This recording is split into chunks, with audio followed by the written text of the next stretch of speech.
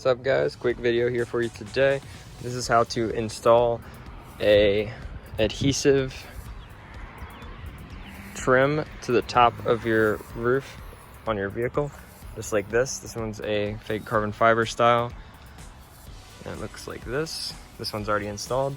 It's pretty straightforward and it's very easy and it looks very good in the end. And here's the brand I got it from. If you need to pause for viewing of these instructions, you can do that. But yep, it's pretty basic.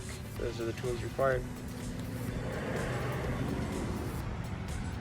So if you do have adhesive prep, that's ideal for this, but I do not. So this is what will work best if you do not have adhesive prep. All you need is rubbing alcohol, just any sort, 70% or 90%. You'll go ahead and apply that to a towel of any sorts, as long as it doesn't drop too many fibers or get any fibers on the actual surface area that you're trying to adhere to. And then basically you're just going to scrub and clean all of this until it looks clean. If it keeps pulling black, then that means you're just pulling the color out of this. But after a couple passes, it's clean. And then you'll go over it and make sure it's dry with a clean new towel. And then once that's dry, then you'll grab your adhesive trim cover. This one specifically requires cutting in order to get it to fit and look nicer, because it's got a little bit of extra. So as you can tell, this has got 3M. So preferably if you're gonna get something adhesive for Automotive, get 3M instead of the off-brand ones. If it's off-brand, it won't say 3M on it. So what I'm gonna start with is by laying this down and seeing how much extra I have, comparing it and making sure everything looks like it'll fit. This is just like a test fit. And then as you can see here, I will need to trim that to make that look better. So you'll just get any sort of scissors. These are 10 snips, so these will cut pretty much anything fairly smoothly and sharply. An X-Acto knife, a regular knife, most of that will work as well, but scissors are going to be much more for a clean cut. Alright, so I've cut that to how I've preferred it to look, just like that.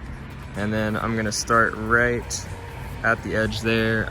You usually don't want it to hang over much because it's more likely to come off in the future. Next is just to peel off the backing of this double-sided adhesive tape, and then start at one side and work your way down to the other. Don't start in the middle, because then you're going to either go off the edge on either side, or you'll end up having to trim it at a much more awkward angle, which of course the other side we will have to trim that while it's at the end, and we'll cut it to make sure that it's fitting much more properly. And the best method to do this is to have this backing that's preventing the 3M double-sided tape from adhering only pulled it a little bit at a time, and then just have it offset at an angle like this as you're pulling. And as you pull, you'll follow and apply pressure like so, and guide it to make sure that everything lines up. As you can see, I've placed this portion here and I've got it where I would like it. So I'm just gonna work my way down and finish this up, and then I'll show you the other end. All right, so I've got this applied and pressed down. So it's always good to go over and apply pressure on a second or third pass just to make sure that the adhesive sticks well. You also do want to do it on a relatively nice or decent day, or inside in a garage. If it's too cold, it won't adhere as well. And then the cure time is 24 hours, so you want to make sure that no water gets on it and it doesn't rain on it within 24 hours, so this will actually stay much more permanently.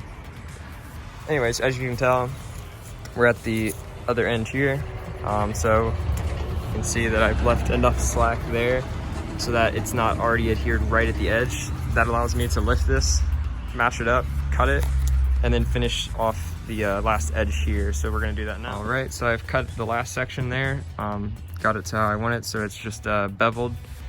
And then I'm just going to pull the remainder of this backing off, and then just follow with pressure, just like the rest of it was done. And then lastly, just press down that last corner just so that starts to adhere. The reason that looks like it's lifting is because the actual underlaying piece is slightly lifted. So pressing that down, and then just follow it back with more pressure. And then at the corners, it's definitely a good idea to just press really hard just to help get that to stick. Anyways, so there's the finished product. And as you can tell, that looks pretty cool. I mean, at least it's what I was looking for. It's a fake carbon fiber look. And it also gives it a new, clean, refurbished type look, because it's not replacing it, which you could do as well, but it's changing the look of it as well as making it look new and much better. But yeah, thanks for watching, and like the video.